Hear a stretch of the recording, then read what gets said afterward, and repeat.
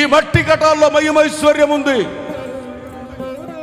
అది దేవుని ఉద్దేశం. ఆయన కుమ్మరి, ఈ కుమ్మరి మనల్ని చేయాలనుకున్నాడు. ఈ మట్టి ఘటంలో మహిమైశ్వర్యాన్ని కుమ్మరించి దానిని మనలో నింపాలనుకున్నాడు. దీనికి ఘనతను రప్పించాలనుకున్నాడు. యజమానుంట్లో అనేక పాత్రలు ఉంటాయి. తమను తాము శుద్ధి చేసుకొని పవిత్రపరుచుకొని పరిశుద్ధంగా జీవించాలని ఏ పాత్ర అయితే దేవుని సన్నిధిలో పరిశుద్ధపరుచుకుంటారో